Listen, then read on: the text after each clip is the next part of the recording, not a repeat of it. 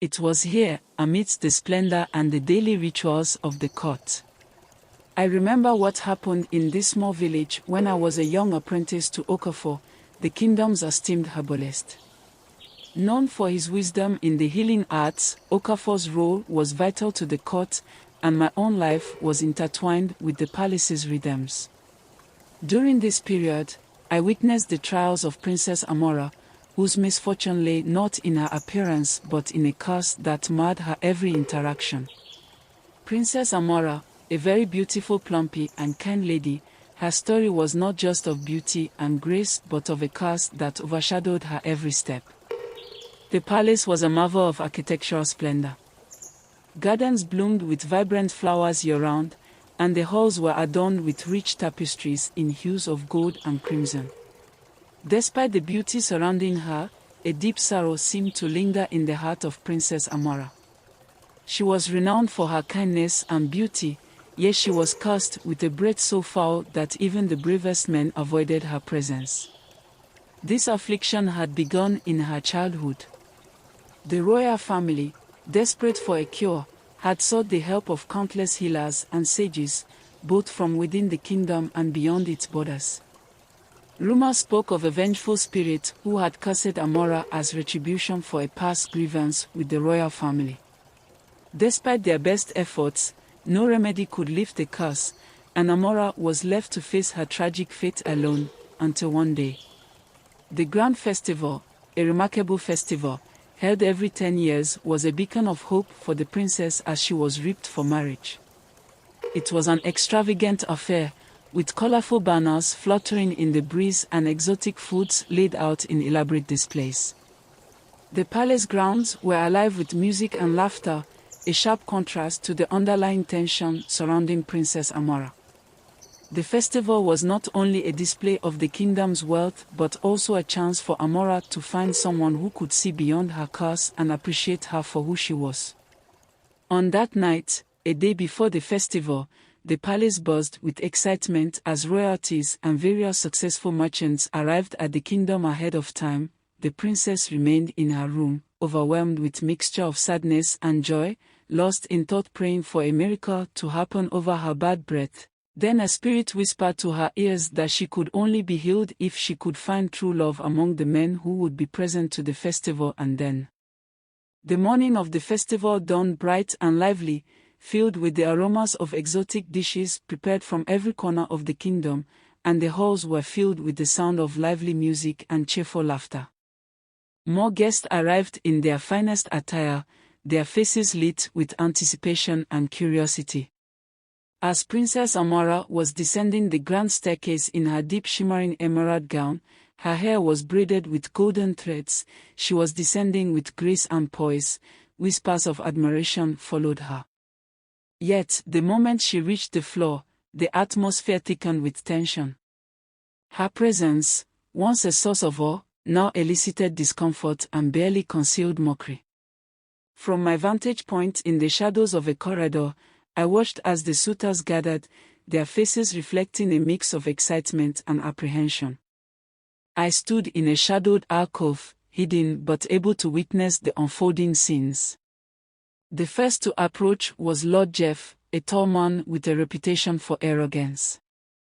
He greeted Amara with a grand flourish, but as he drew near, his expression changed from polite interest to subtle discomfort.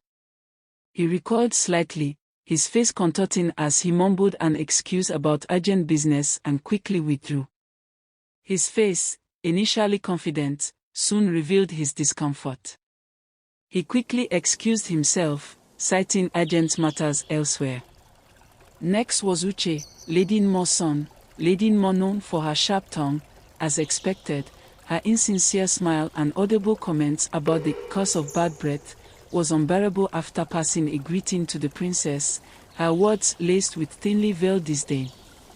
As she turned away, her son could be heard muttering about the cause of bad breath, as well, and Nmo's laughter, though light, carried a cruel edge that was hard to ignore. Following them was the proud knight, Sir Ikena. He approached with an air of confidence, but as he caught a whiff of Amara's breath, his bravado faltered.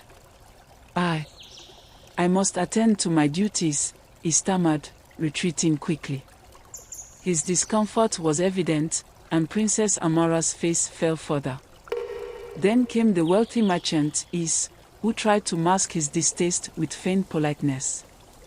He asked Amara about her interest but struggled to maintain his composure. Surely there must be a remedy, he suggested awkwardly, before excusing himself with a half-hearted smile. Another suitor was Prince Hugo, a charming figure with a reputation for his charisma. He approached with a smile but soon faltered, his expression shifting from interest to aversion. "It's unfortunate," he said, glancing away, "but I have a prior engagement." He quickly departed, leaving Amara feeling more alone than ever. The same sad pattern continued with each new suitor. Some approached with forced smiles, trying to mask their revulsion, while others openly displayed their disdain. Each interaction was a reminder of Amara's curse, and the tension in the air became almost suffocating. The whispers of pity and mockery grew louder, echoing around the grand hall. With every rejection, Princess Amara's once bright eyes dimmed a little more, reflecting her deepening sorrow and isolation. At the high table, King Amodi sat with a stoic expression, but his eyes betrayed the anguish he felt for his daughter. He wanted to protect her, to shield her from the harsh judgments of the court, yet he felt powerless to change her fate. Queen Ugonma, seated beside him, struggled to conceal her own heartbreak. She reached out to comfort Amara, but her attempts were often met with silence, as her daughter's spirit faded with each passing moment. The laughter of the courtiers cut deeply, particularly from a group of envious young ladies who twisted their admiration into something cruel. They whispered behind their hands, pretending to be concerned while secretly relishing Amara's misfortune. Their laughter rang in the air like daggers, deepening the wounds that already marked the princess's heart. The royal family's efforts to shield her only highlighted her plight, making her feel more alone in a crowd that should have celebrated her. As I observed from my corner, I felt the weight of her sorrow pressing down on me. Each glance at Amara's downturned face filled me with a sense of helplessness. She was a princess surrounded by grandeur, yet trapped in a prison of isolation and despair. The joyous atmosphere of the festival felt like a mockery of her pain, and I couldn't help but wish for a way to break through the darkness that enveloped her. In that moment, I realized how much she longed for connection and acceptance. My heart ached for her, knowing that despite her beauty and kindness, she faced a world that refused to see her true self. The court's cruel laughter and the sharp whispers formed an invisible wall around her, isolating her in her suffering. I could only hope that one day, someone would see through the curse and embrace her for who she truly was. Amara was seen shedding tears that day, the glittering festival turning into a painful reminder of her isolation. Just as despair threatened to engulf her, an unexpected figure emerged. Okoro, a humble merchant. He approached Amara without pretense, expressing genuine kindness that seemed to slice through the heaviness in the air. "May I join you?" he asked, his voice steady and warm. As he greeted her, the atmosphere shifted.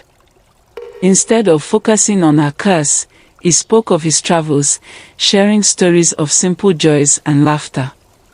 As the evening wore on, it became clear that Okoro was different from the other suitors. He stayed close to Amara, his genuine interest shining through. Their connection was palpable, and her joy became infectious.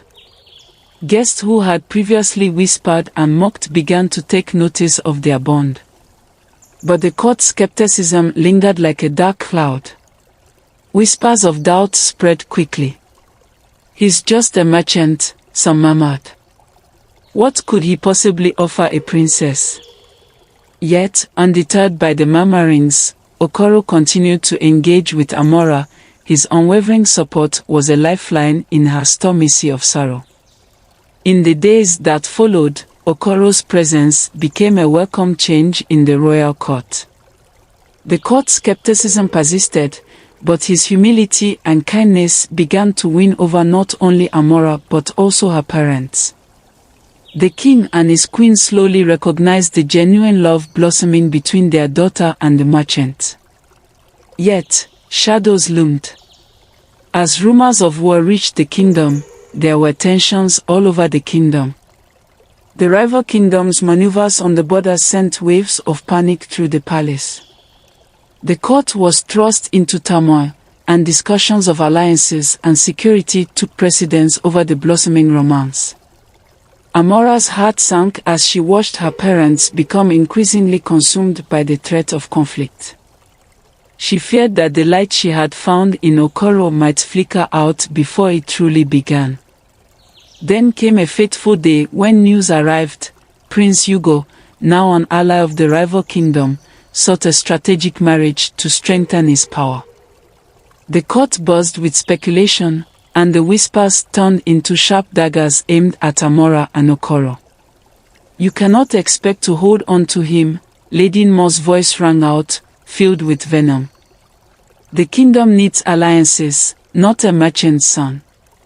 As tensions mounted, Amara faced the possibility of losing her chance at love. Her heart raced with fear and determination. In a desperate plea, she approached Okoro. "You must understand, they will try to separate us. But I believe in what we have." He grasped her hands firmly, his eyes filled with resolve. "Then let us prove them wrong. Together, we can face whatever comes." As the festival drew to a close, the threat of war loomed ever closer. Would their love endure the trials ahead? Would Princess Amara find the courage to defy the court and embrace her destiny with Okoro? The answers lay hidden in the shadows, waiting to unfold.